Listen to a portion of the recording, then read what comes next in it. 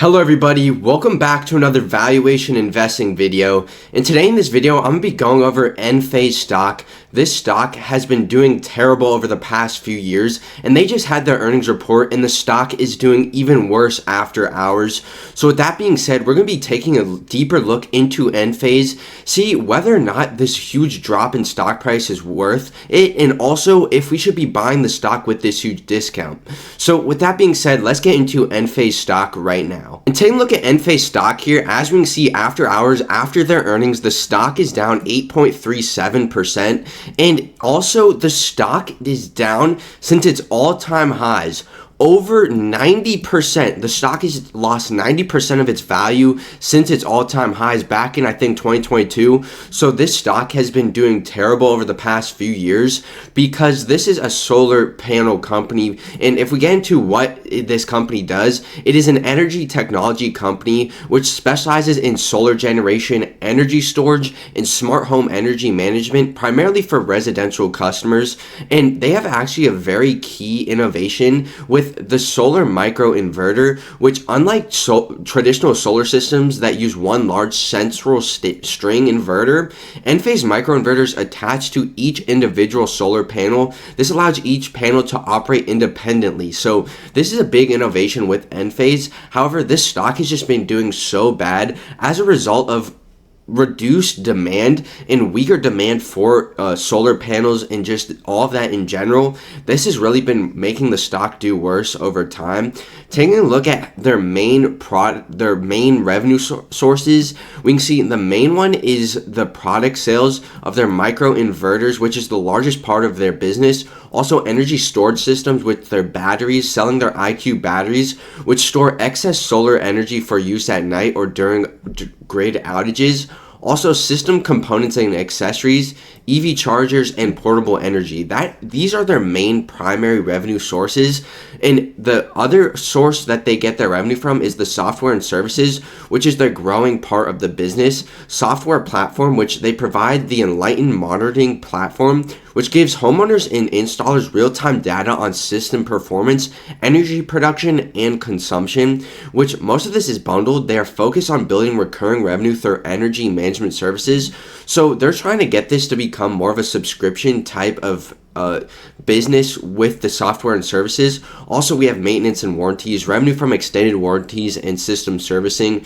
System servicing will also be good recurring revenue for this company if they can really start to implement it. So that's a quick overview of what Enphase is and how they make money. But let's get into the good stuff with this recent earnings report. Going over to this recent earnings report for the Q3 ending of 2025. Looking at the revenue here, they reported $410.4 million, which beat estimates by actually a lot. Analysts were expecting about $366 to $373 million, and this is their highest revenue level in 2 years. So they're getting back to where they were when the stock was near all-time highs. So this is getting pretty good for Enphase in terms of revenue, and the earnings per share also actually beat by a very good margin. They reported 90 cents, and they beat which the analysts expected 66 cents, indicating good cost control and profitability for the company. Also, non-GAAP gross margin looked pretty good. Microinverter shipped was very good, and the IQ battery shipped was a record amount. So looking at this earnings for this quarter, it actually looks very good. However, if we get into the guidance a little later, we'll get into why the stock's actually doing bad. But also look at the revenue breakdown. So with the United States revenue, this looks very good for the company, growing at 29%. However, looking at the Europe revenue, this actually decreased 38% quarter over quarter as a result of softening demand in Europe. So that's pretty interesting for that. I'm not sure why in Europe it's doing a lot worse than the United States, but nonetheless, taking a look at the guidance, this is where it gets pretty bad for Enphase. It may not be terrible, but it's still not good at all. As we can see, Enphase provided guidance for the Q4 of 2025 that came in below analyst expectations, which appears to be the main factor for why the stock is down, because looking at the revenue here, they expected it to be in the range of $310 million to $350 million. However, analysts were expecting 374 to 381 million. This outlook does not include any safe harbor shipments though, however, but still, this is a very low number, especially compared to analyst expectations. This is a very weak guidance number, and that's why the stock is doing very bad. Also, non-GAAP gross margins forecast to be between 42 to 45%. Even though Enphase did beat on this quarter 3, the guidance really set this stock back because of how weak the guidance came in. So with that being said, let's go a little bit deeper into Enphase, and then let's get into the fundamentals of the company. But first, I'm going to go to market-io, and I'm going to be taking a look at the SWOT analysis for this company.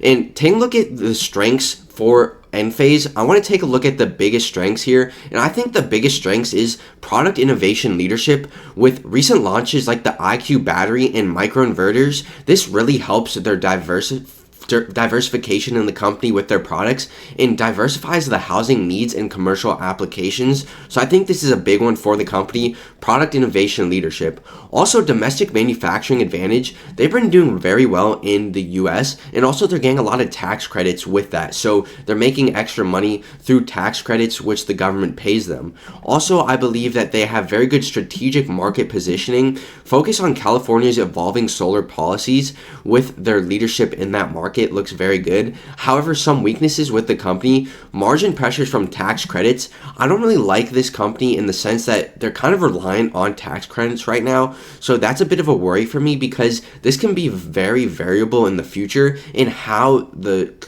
say administration believes how much they should be paying. Also, US demand is softening because that's not good, because that's their main area, and that's not good for this company. Also, debt leverage constraints looks a little bit bad, not too bad, and also regulatory dependency is looking pretty bad for Enphase. So with that being said, that's the strengths and weaknesses I have for Enphase. I think there's some strengths, but the biggest worry I have is just with the tax credits overall. That's a little bit interesting to me. And also, I do think that the solar industry is a bit diluted in terms of competitiveness.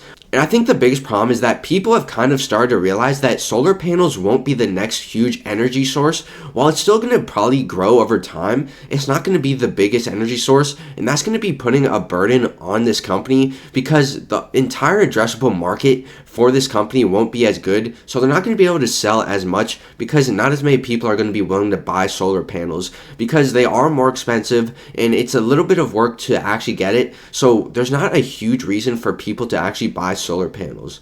So I think that could be a main problem with this company. So with that being said, let's go over to my valuation investing website, and I pulled up Enphase right here. Taking a look at the market cap, trading at a $4.8 billion market cap, pretty small company. The free cash flow yield here is very interesting to me, 6.41%. That's a very high free cash flow yield, and this shows that you're actually getting a pretty good amount of free cash flow for each share you buy. That's a pretty high yield. Other thing I like is that they actually have more cash than debt, so that's another thing I like. Going over to my 7-step stock analysis here, to give us a quick overview of the fundamentals of Enphase, I get 5 out of the 7 key metrics as check marks. The only thing I don't like here is the return on invested capital is pretty darn low. That I don't like. Also, the debt to free cash flow doesn't look good at all. So the debt is a slight worry in terms of comparative free cash flow. However, it actually isn't really a worry to me because they actually have more cash than debt. So in terms of free cash flow that they generated last year, yes, it looks a little bit bad, but in terms compared to their cash, it actually looks pretty good. So I wouldn't be too worried about this metric here. So keep that in mind. And also, shares outstanding actually are slightly decreasing. That's pretty interesting to me. Taking a look at the financial charts. But taking a look at the financial charts here, what isn't good is the revenue. As we can see, we had a huge increase in 2022, and ever since then, not doing good. EPS also doing a lot worse. So this looks actually pretty bad here. So over the past 3 years, it's not looking good at all. But in the past 5 years, as we can see, we still get check marks for the company. So technically, they are growing, but in the past year, it's looking very bad for this company. So going over to my intrinsic value calculator here, let's put in some assumptions. For the bear case, I think I'm going to put in, let's do a 4% revenue growth, base case 7, bullish case 10. Now for the future profit margin, right now the profit margin's at 12%. I think bear case will do 10%, Base case, I'm actually going to keep 15, bullish case 20. I think this company in the future can get a lot more efficient, especially if they get more tax credits. I think that this can help the company out. Also, the future PE ratio, I think a fair PE ratio would probably be about 14. Then let's do 17, and then let's do 20. I think that's fair for this company. They're in a pretty competitive area, and I think that's fair with these growth numbers. In the shares outstanding, let's do bear case, say they keep it constant. Base case, say they buy back 0.5%. Bullish case, say they buy back 1%. So calculating the intrinsic values here, scrolling down, with the base case, I still only get a 2.3% annual return with this company. So right now, it still doesn't look great for this company. If you think they can grow faster than 7%, then by all means, this looks good. But I'm just worried about the fundamentals of this company and how cyclical this company is. And I personally don't believe that solar panels is the biggest future. And it's not really a great profitable business. Even though they're profitable, they're reliant on tax credits, and that's worrying to me. So with that being said, me personally, I'm not buying this company. Thank you guys for watching this video. Please subscribe. Please, let's get to 5,000 subscribers by the end of the year. Please just press the subscribe button. It's free, doesn't cost you anything. If you got all the way to the end, just please do that. Also, if you want to go check out this website that I made, look up valuationinvesting.money or click right here to check out my Patreon. Thank you guys for watching this video, and see you.